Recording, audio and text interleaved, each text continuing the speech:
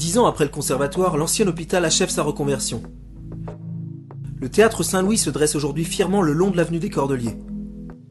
Cet équipement, qui vraiment est maintenant le phare de la culture sur le Choletais, il a une histoire.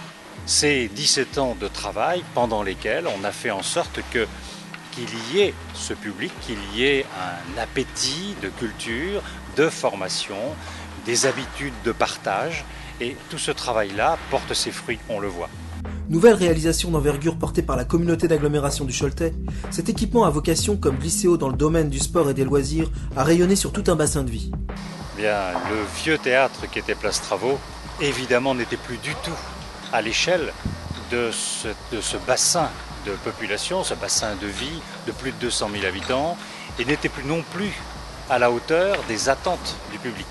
Le public choletais est un public averti, un public d'excellents amateurs, et il a besoin de voir des spectacles qui sont les spectacles d'aujourd'hui, des spectacles de qualité, de divertissement, d'humour, mais aussi des grands spectacles qui font réfléchir.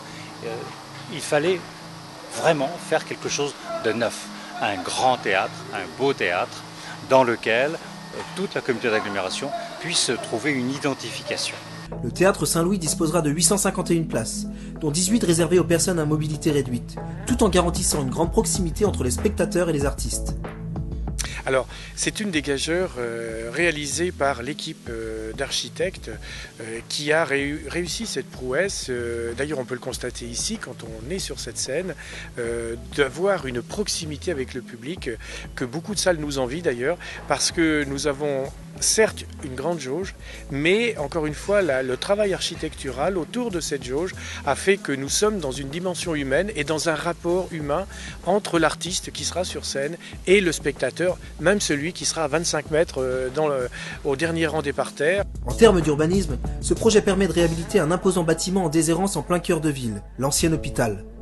Il vient aussi compléter l'extension du centre-ville, engagé avec les arcades Rouget. Il y a un investissement de plus de 25 millions.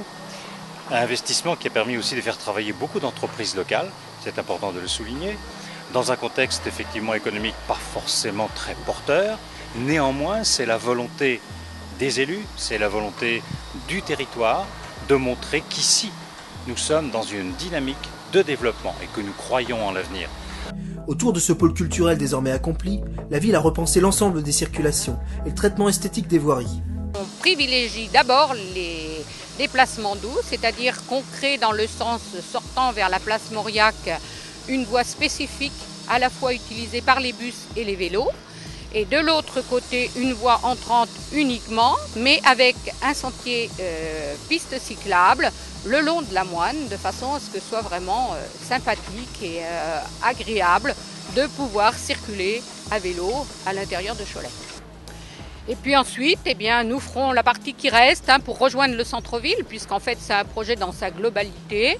Donc nous aurons la rue Trémolière, la rue Tournerie, la rue de l'ancien hôpital et la rue des Marteaux pour rejoindre les arcades Rouget. La problématique du stationnement, et tout particulièrement les soirs de spectacle, a bien sûr été prise en compte. Juste en face le théâtre, nous avons un petit parking, bien sûr d'une trentaine de places, c'est un minimum, mais sur lequel on a 6 places pour les personnes à mobilité réduite. Ensuite, on a le mail qui est en réparation et qui est donc à 2 pas aussi, qui a lui 112 places. Et puis, dans les alentours immédiats, c'est-à-dire à 500 mètres, on a plus de 800 places. Donc on peut être tout à fait tranquille. Les gens qui vont venir au théâtre sont sûrs d'avoir du stationnement. Et côté spectacle, chacun va pouvoir s'y retrouver dans une programmation qui s'inscrit subtilement entre continuité et nouveauté. Je citerai Pinocchio par exemple, je citerai Le Grand C, qui sont des spectacles vraiment très populaires, qui s'adressent à toute la famille, où les gens peuvent venir en famille voir ces spectacles-là. Et il n'y a pas besoin d'avoir une connaissance dans le texte du théâtre, il n'y a pas besoin d'avoir de connaissances musicales pour venir se confronter à ces spectacles-là, qui sont vraiment pour le tout public. C'est le théâtre régional des Pays de la Loire qui ouvrira le bal, les 11, 12 et 13 octobre, avec une pièce de l'auteur italien Eduardo De Filippo, Homme égalant homme.